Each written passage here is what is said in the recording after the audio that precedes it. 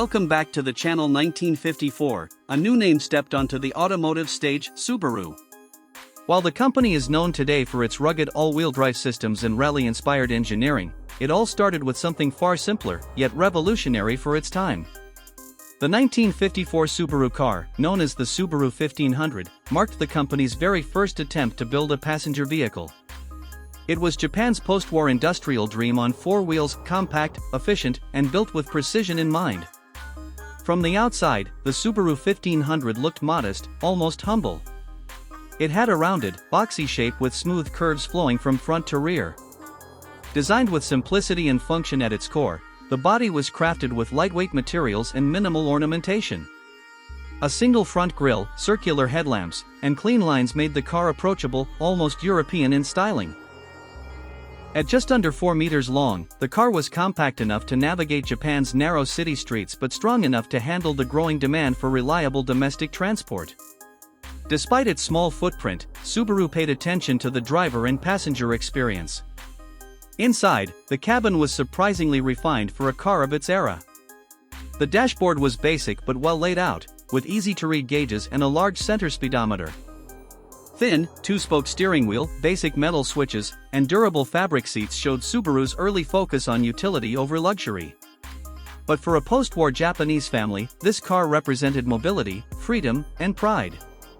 Only 20 units of the original 1500 were ever produced, making it an ultra-rare part of automotive history.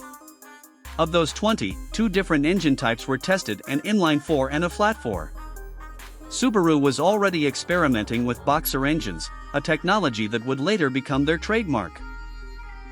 In the 1500, the inline-4 version produced around 55 horsepower, which might not sound like much today, but for 1954 Japan, it was more than enough to get the car moving confidently through traffic or along rural roads. The top speed was approximately 125 km per hour, and the ride quality was smooth thanks to a four-wheel independent suspension system, an impressive feature for a car of its class at that time. Subaru engineers aimed to deliver reliability above all, and the 1500 proved to be a solid starting point. The frame was rigid and handled road bumps with ease, while the light steering made it manageable for new drivers. The price of the 1954 Subaru 1500 was out of reach for most average citizens, which is one reason it didn't enter mass production. The company was still learning, still building its identity, and this car was part of that foundation. Adjusted for inflation and rarity, one of these surviving models today would be worth a fortune among collectors. If you could even find one. The 1954 Subaru may not have been a commercial success, but it was a technical achievement and a bold statement. It showed that Japanese manufacturers could engineer cars with purpose, quality, and long-term vision.